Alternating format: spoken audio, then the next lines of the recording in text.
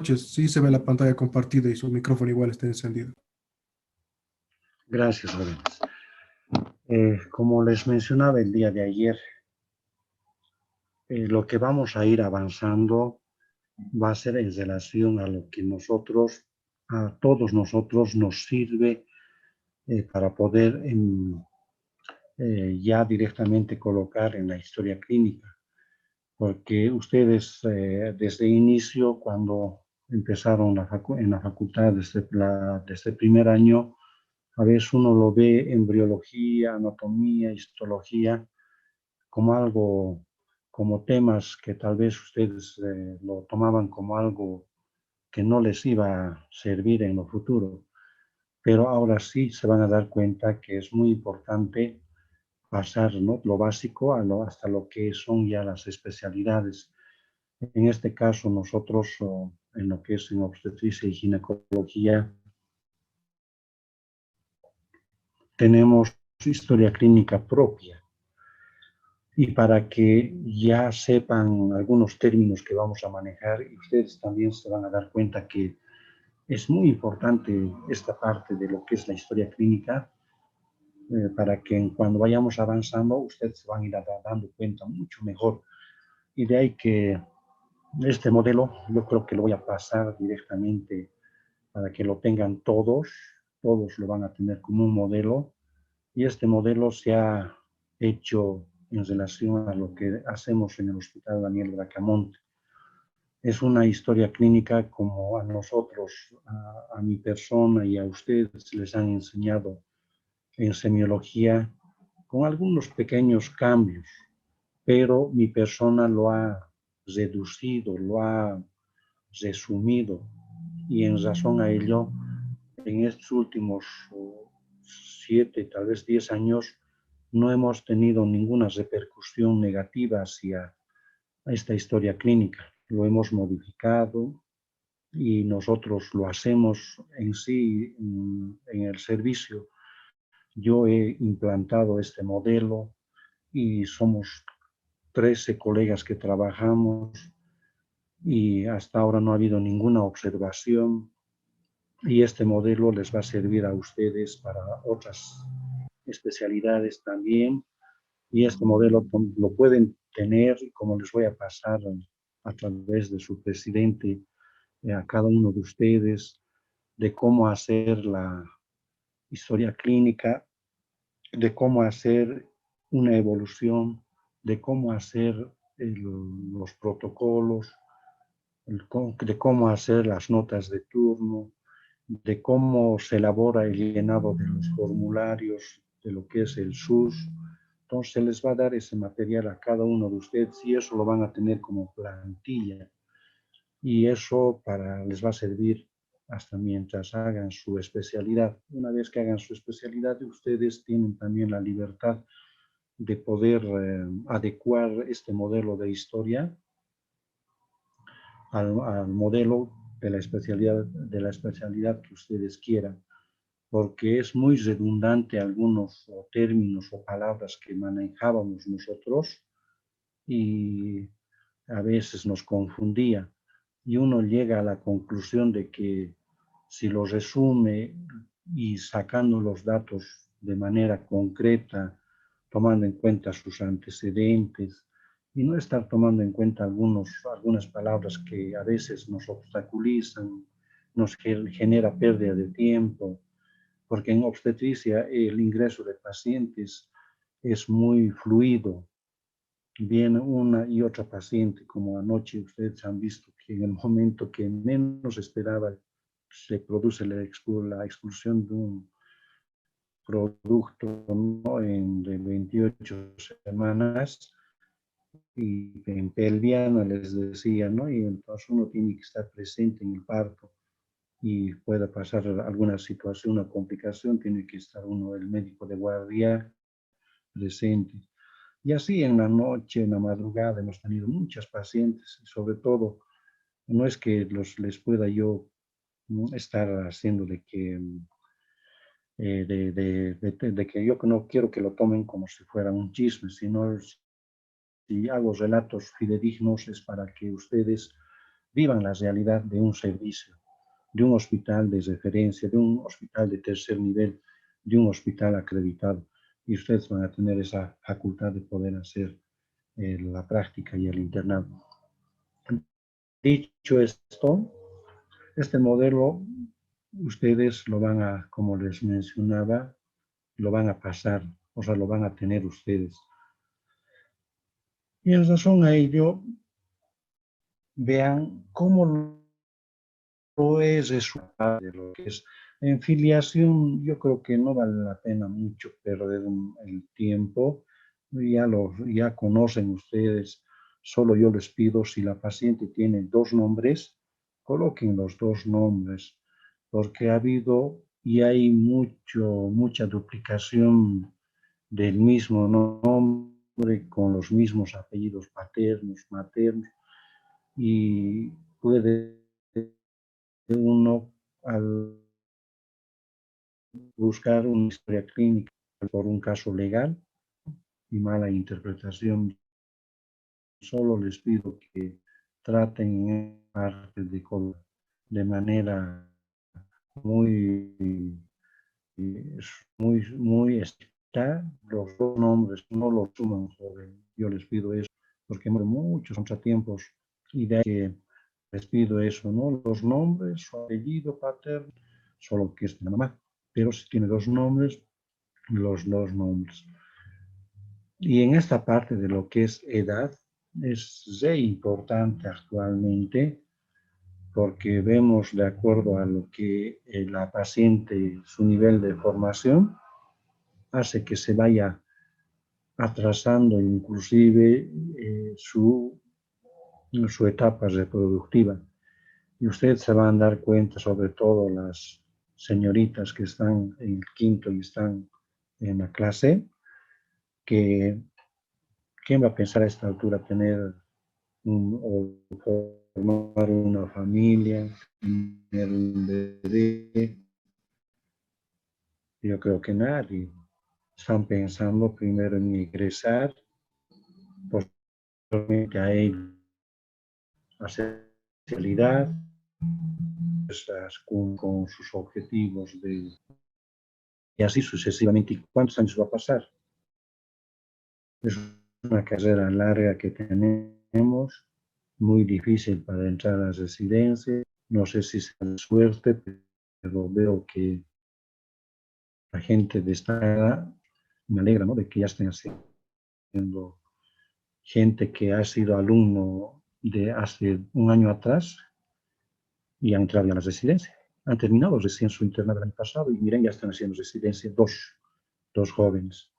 Y me alegra. Y entonces ellos van a tener la posibilidad de poder brindar sus servicios mucho mejor, o sea, mucho más tiempo, y vean, van a tener oportunidad de hacer su especialidad y así sucesivamente. Y en razón a ello, de las damas se va posponiendo su etapa reproductiva. Y por eso es muy no más necesario hacer hincapié respecto a eso.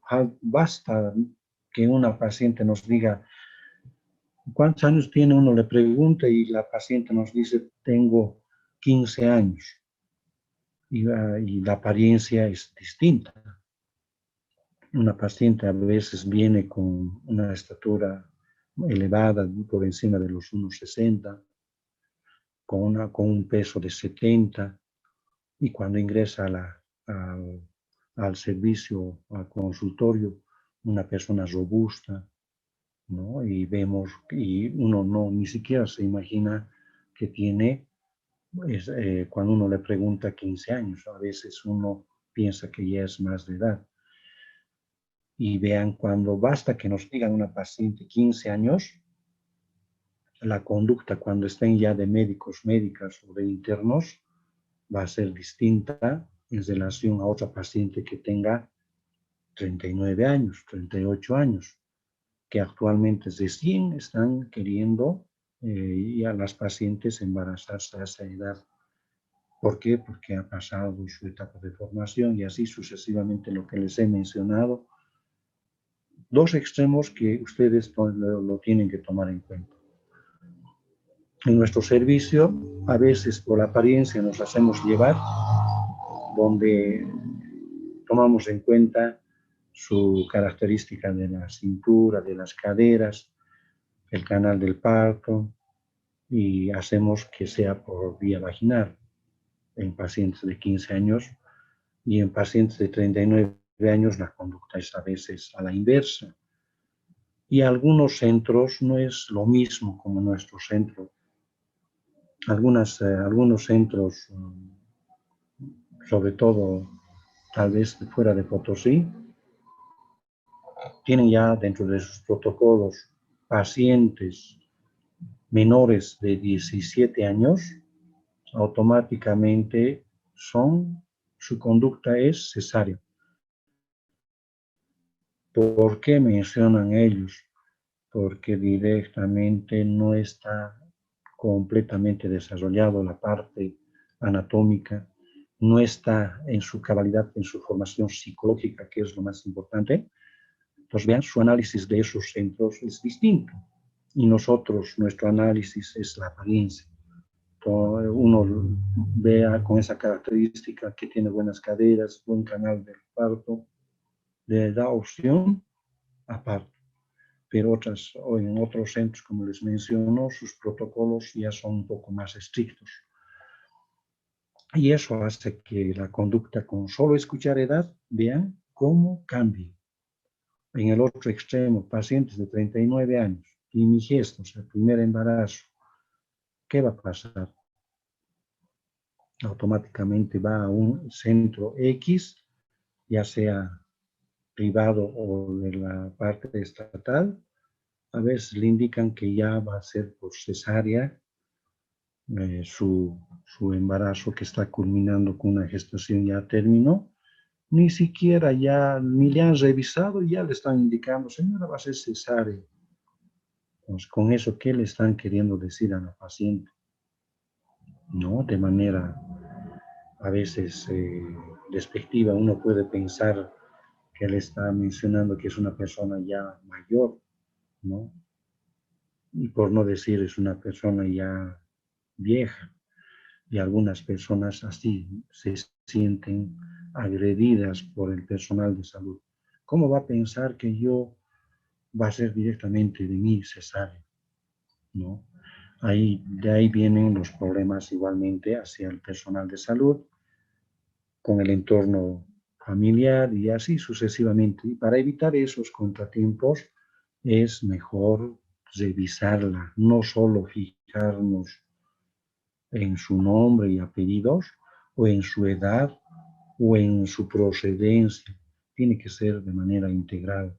Son pasos y dentro de lo que se tiene que seguir de la afiliación, pero esos pasos los llevemos con mucha precaución, jóvenes. Ustedes que están en fase de formación, tómenlo en cuenta. Precaución, no se adelanten en decir, no, va a ser cesárea.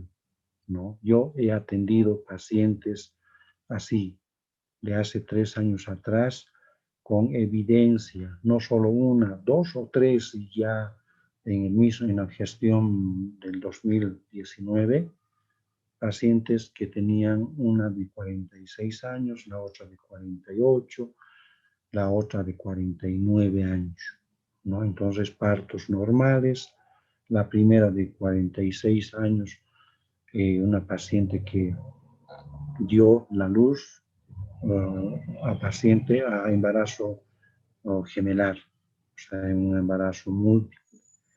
Pero ¿por qué llegó, uno se pregunta, un embarazo múltiple con esa edad de 46 años a término y que le hayamos dado opción a parto? Por el hecho de que primero la paciente no acudió a control prenatal. Segundo, se casó año antes. Tercero, como no fue a control prenatal, nadie le solicitó una ecografía. Y la paciente vino por insistencia de los familiares, por sus dolores y por contracciones que presentaba en útero, la trajeron.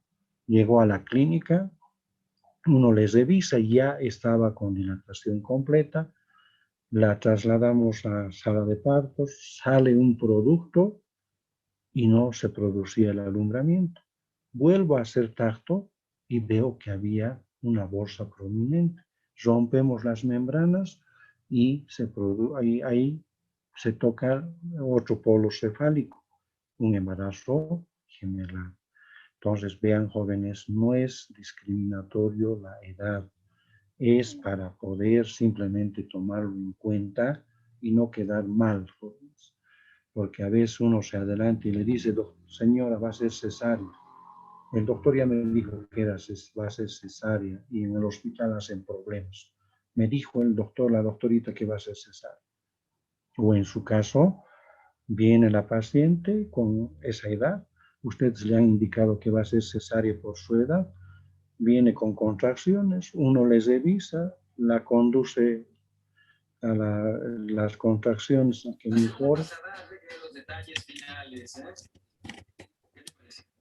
Y uno se constata que la dilatación avanza y se produce el parto. Entonces viene donde ustedes y la paciente les dice, doctorito, usted me dijo que iba a ser parto, que iba a ser cesárea, miren, ha sido parto. ¿Quién queda mal? Pues por eso, por favor, jóvenes, no lo tomen en cuenta hasta que no revisen, no hayan hecho toda la historia clínica, todos los pasos que se tiene que hacer. No se apresuren, tengan precaución, jóvenes, precaución. Dentro de lo que es filiación en la historia clínica que tenemos nosotros, se toma en cuenta otros aspectos más, pero eso les voy a pasar a su presidente, el modelo de la historia clínica de nuestro servicio. No es modelo simplemente del quinto B, es modelo del servicio que lo he hecho y hasta ahora se maneja por propios y extraños. Y me alegra justamente lo que hemos impuesto y lo están ustedes llevando adelante y lo van a llevar ustedes. A este hecho, antes de adentrar a lo que es motivo de consulta, he recibido muchas críticas, buenas y malas, pero el detalle más grande y el logro más grande es que actualmente la historia clínica, que por su valor legal, ya no lo llaman como historia clínica, sino lo llaman como documento clínico, ¿no? Y en razón a ello, es grato, ¿no?, de lo que era hace 15 años atrás las historias clínicas en el servicio de obstetricia, con letra, vale decir, con caligrafía de doctor, y uno se pregunta, ¿quién nos ha enseñado esa letra de doctor? ¿Quién ha hecho de que el médico escriba con esa característica? Yo lo veo que es absurda. ¿Quién ha hecho de que el médico escriba con una letra tan ilegible, una letra tan confundidora, donde la farmacéutica revisa una receta y le da otro, porque no ha entendido la farmacéutica y ha provocado complicaciones hasta muertes, no solo en Bolivia, a nivel internacional? Y a razón de esos jóvenes, les pido a cada uno de ustedes, ser médico no es que seamos personas que hagamos con una caligrafía malísima, no. Personalmente, con el mayor respeto que ustedes merecen, yo también he cambiado. Yo escribía en carta, lo he cambiado, lo he vuelto en imprenta, pero me doy cuenta que después al inicio, que es con mayúsculo, después de un punto seguido, punto aparte, se inicia con mayúsculo, pero no como aquí se lo hacían hace 15 años atrás, como sea, y a razón de ello, que es INASES, Instituto Nacional de Servicios de Salud, que es el centro donde regula, audita historias clínicas. Cuando hay un proceso legal, primero hay una auditoría interna dentro de la institución Segundo, hay una auditoría externa que llega hasta INASES. E INASES ha enviado a todos los centros a nivel nacional con su artículo respectivo de que cada personal de salud, vale decir, auxiliares de enfermería, licenciadas, médicos generales, especialistas, superespecialistas, escriban con letra legible y buena ortografía. Y por eso que, por favor, jóvenes, cuando inicie ya las prácticas o cuando vengan a hacer ya su internado al año que viene, nosotros o personalmente, vamos, les voy a hacer repetir las veces que sea necesario, ¿no? Por eso que en el servicio hacen con buena letra y buena ortografía. Les hacemos repetir una hoja, 2 hojas, 3 hojas, hasta 32 hojas les hemos hecho repetir a internos, residentes, estudiantes. O sea, ahí no hay algo que pueda salvarles, es por su bien.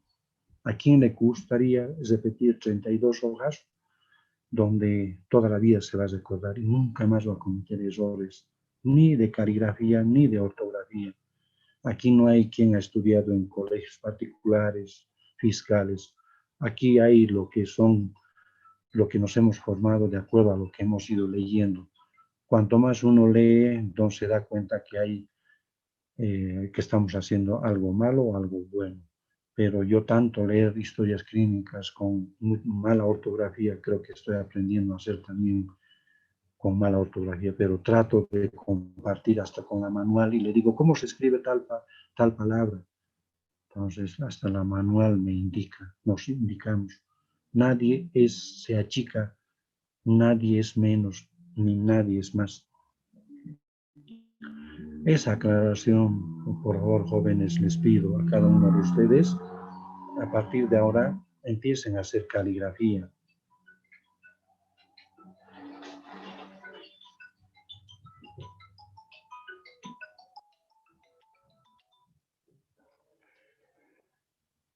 Y eso va a servirles para tener una buena historia clínica, una buena receta, una buena solicitud de laboratorio, de estudios complementarios, y de verdad que al médico se le va a admirar por la característica de la letra que tiene, y eso va a hacer de que le pueda también hacer grande, no solo en conocimiento, también en desenvolvimiento, en su característica de las historias clínicas, todo eso. Entonces, por eso, jóvenes, lo que hemos hecho, y lo he resumido, lo que es motivo de consulta y en lo que es obstetricia, en 2 acápites. La mayoría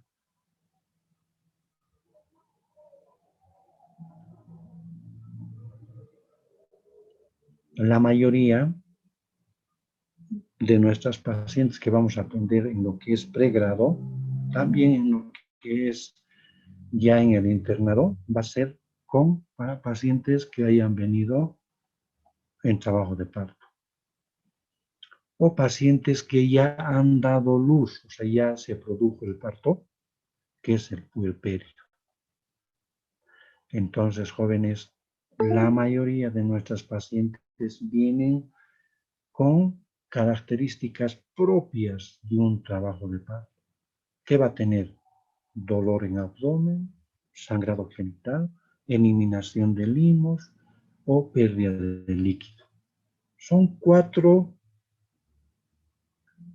situaciones que la paciente presenta.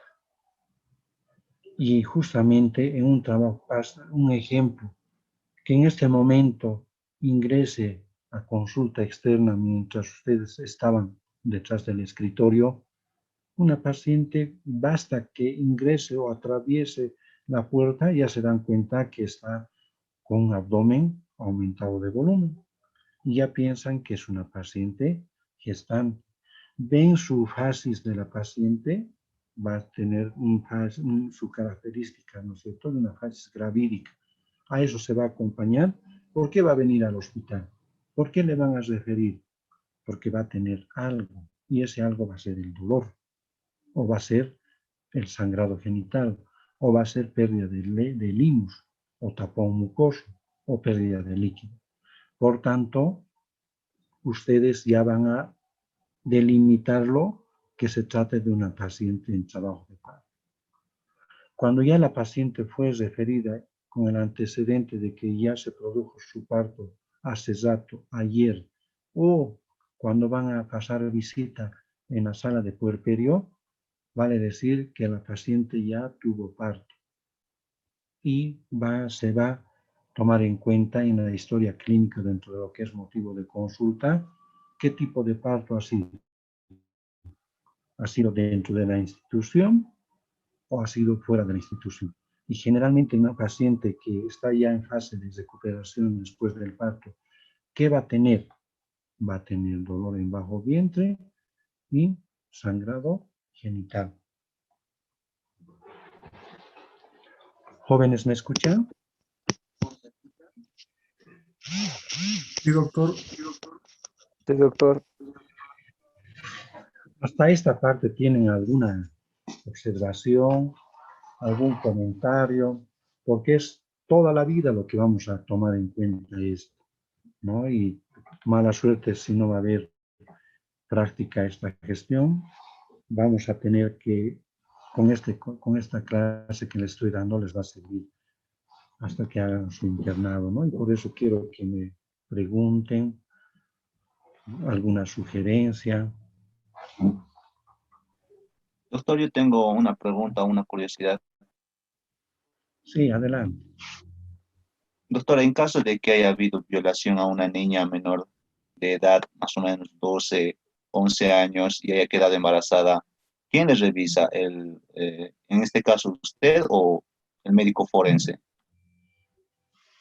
Ya, yo creo que es una pregunta muy atinada, es una pregunta, aunque no me crean jóvenes, de lo que de lo que era hace 3 años atrás a lo que es ahora.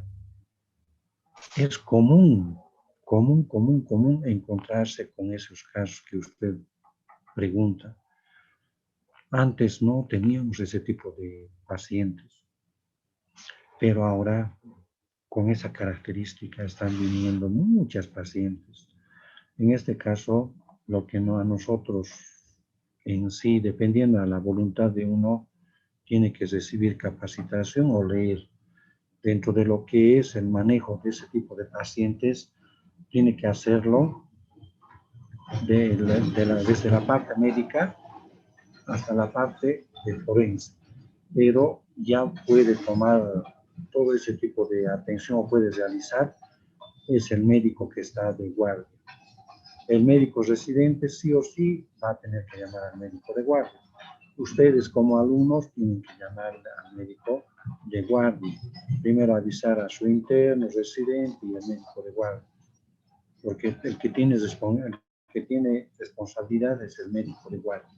Nos vale decir el médico de guardia. Ya no puede estar rechazando a ese tipo de pacientes. Por un rechazo puede haber cualquier tipo de complicación. En caso de no tener la facultad de poder hacer ese tipo de revisión, se puede coordinar con forense. Primero, internarla a la paciente.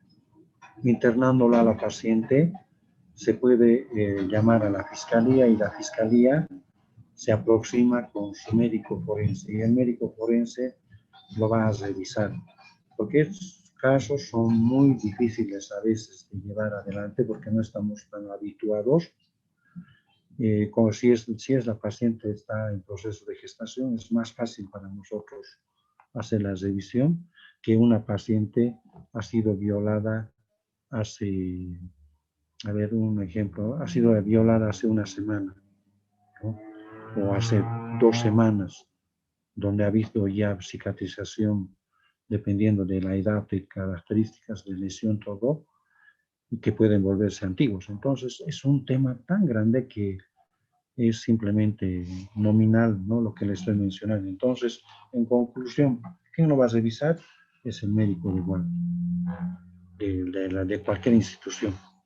Segundo, no olvidarse comunicar al trabajo social trabajo social gestiona a través de yo con la fiscalía, y fiscalía coordina con forense, viene la CLCD y hacen entonces justamente todo ese tipo para llegar a un diagnóstico y un tratamiento. A eso también quiero adelantar, algunas veces directamente se han ido a la fiscalía por la violación y el médico forense lo que hace es hacer la revisión, se constata que está con una gestación y a través de la fiscalía emite una resolución y eso lo va a hacer de que pueda suspender el embarazo, dependiendo también de la decisión de la paciente, ¿no? Pero la mayoría se tiene que terminar con el embarazo. Yo lo que he visto es, pero todo depende también de la decisión, porque nadie puede obligar a nadie. No sé si tiene alguna pregunta más.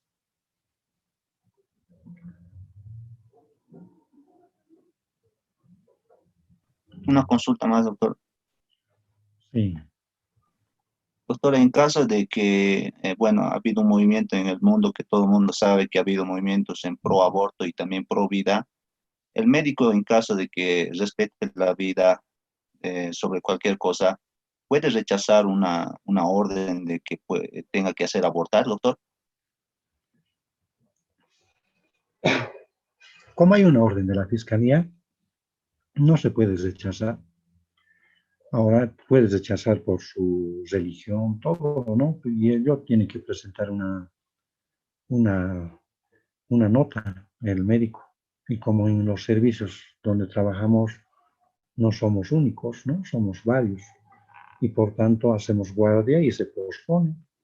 Pero tiene que haber una nota justificativa del personal de salud. Y en estos procedimientos, por ejemplo, si yo trabajo en un hospital de tercer nivel, ustedes también mañana van a estar trabajando, se tiene que cumplir con lo que ha habido en la resolución. Pero lo que usted menciona es un tema muy grande, donde tal vez en este momento no le puedo decir, así se tiene que hacer, así tiene que hacer el médico, no. Porque yo creo que todos tienen su principio y ese principio se respeta, porque nadie le puede obligar, pero sí siempre con una nota que respalde el rechazo. Pero ese rechazo no solo va a ser para la persona. El procedimiento se va a hacer tal vez con otra persona del turno siguiente, ¿no? Entonces no va a haber ningún contratiempo, pero sí se respeta el principio de cada persona. No sé si tienen alguna pregunta.